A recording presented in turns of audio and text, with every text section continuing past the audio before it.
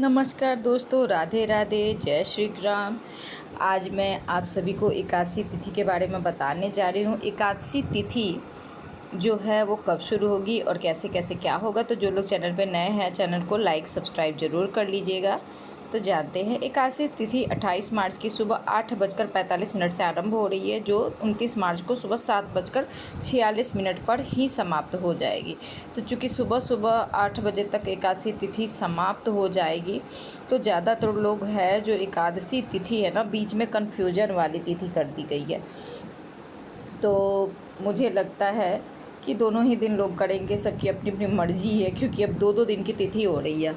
28 मार्च को जो करेंगे उन्हें लगभग पूरा दिन मिलेगा, और उसके बाद द्वादशी तिथि लग जाएगी, लेकिन उदया तिथि जो लोग मानते हैं वो 29 मार्च को करेंगे।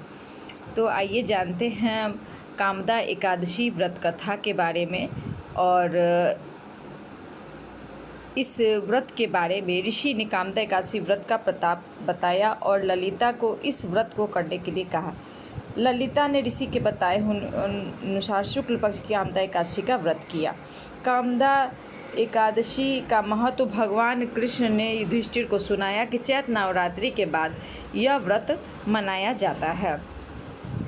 एकादशी का व्रत 29 मार्च को रखा जाएगा। ऐसा कहा जाता है जो एकादशी का व्रत करता है उसके सभी पाप नष्ट हो जाते हैं। यह एकादशी बहुत पुण्यमयी है और बहुत ही इसका महत्व है। इस एकादशी की पौराणिक कथा राम के पूर्वज राजा दिलीप ने भी गुरु वशिष्ठ से सुनी थी। कथा के अनुसार प्राचीन काल में पुंडरीक नाम का एक राजा राज्य करता था। वह भोगपुरी नगर में रहता था। राजा प्रजा के लिए कोई काम नहीं करता था और न किसी तरह प्रजा पर ध्यान रखता था। हर वक्त भोग विलासिता में डूबा रहता था। उसके ही राज्य में एक पति पत्नी रहते थे जिसका नाम ललित और ललिता था।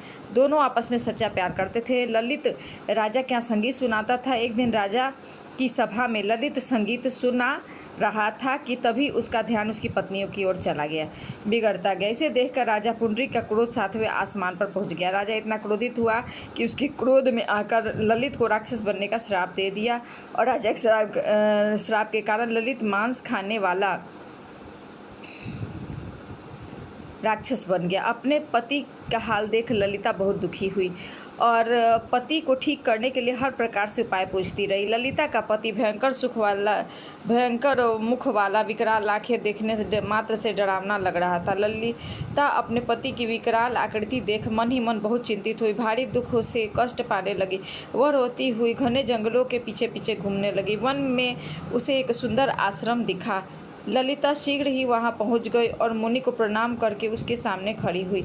मुनि बड़े दयालु थे। उन्हें दुखी होकर इस प्रकार पूछा कि तुम कौन हो, कहाँ से आई हो। ललिता ने कहा, मेरा नाम ललिता है। मेरे स्वामी आप पाप दोष के कारण राक्षस हो गए। उनकी अवस्था देखकर मुझे चैन नहीं है।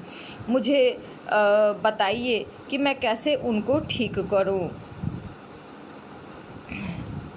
मुझे बताइए। ऋषि जी बोले कि चैत्र मास की शुक्ल पक्ष की कामदा नामक एकादशी तिथि है जो पापों का हरने वाली है।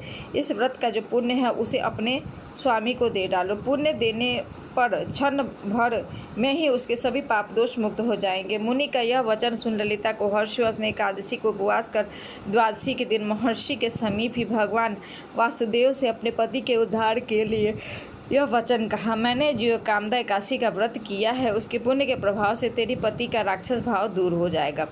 वशिष्ठ जी ने बताया कि ललिता के इतना कहते ही ललित का पाप छूट गया और सब अच्छा स्वरूप हो गया। उसका राक्षस रूप चला गया। भी राक्षस योनि से बाहर आई। दोनों पति पत्नी कामदा एकादशी के प्रभाव से अपेक्षा से अधिक सुंदर हो गए। सभी एकादशी का पालन करना चाहिए। कामदा एकादशी सभी पापों और पिशाचत्व आदि दोषों का नाश करने वाले से पढ़ने सुनने से वाजपेयी यज्ञ के बराबर फल मिलता है।